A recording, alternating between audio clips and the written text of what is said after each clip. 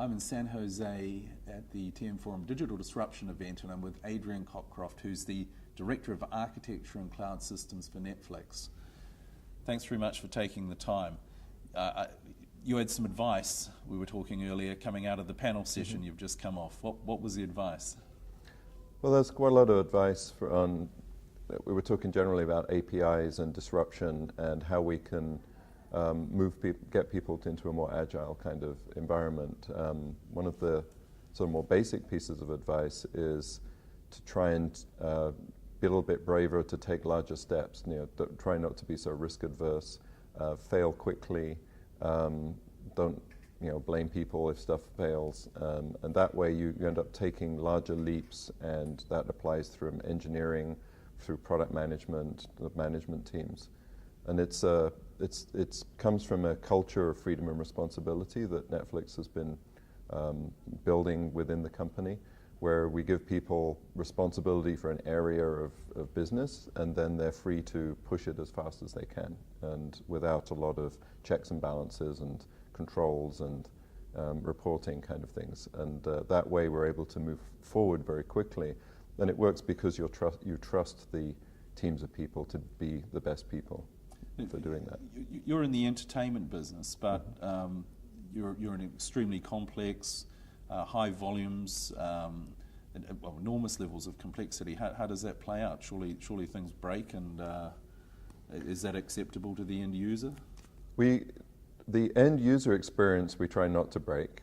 We're getting pretty good at surviving breakage of almost everything else underneath, and not exporting that to the end user. So there's this default assumption you have if you're at a small scale and you don't change software very quickly. You can assume that the hardware is always working and that the software is tested enough that it also works.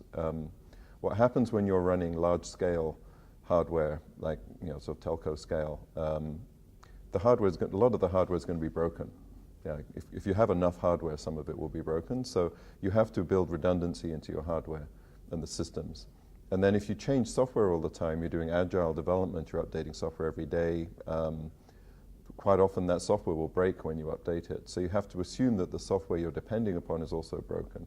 And if you look at the way web scale companies, from Google, Twitter, Netflix, Facebook, people like that, our assumptions are that the hardware we're running on is unreliable and may fail at any time, and the software could fail at any time. And so we build systems that have that availability model built into it.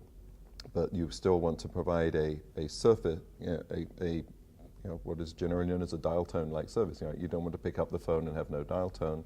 You don't want to turn on Netflix and have to explain to a 4-year-old why they can't watch a movie about dinosaurs or whatever, right? They've got. Sure. It's hard to, it's got to be, there's a consumer expectation that it's a TV set, you turn it on, it plays something. So we have to get to that kind of consumer expectation of reliability. And how do you see an organization like the TM Forum and these type of events, digital disruption, helping you and helping Netflix? I think this is an interesting group from several aspects from Netflix. One is that we're producing large-scale, highly reliable software that we're looking for partners to work with. So some people within the TM Forum environment might want to look at some of our open source and jointly work with us on developing it into telco-like applications. Another area is that Netflix is just pushing a huge amount of bandwidth. We're a third of all the delivered bandwidth in the US on fixed networks, and we're a smaller proportion but growing on mobile.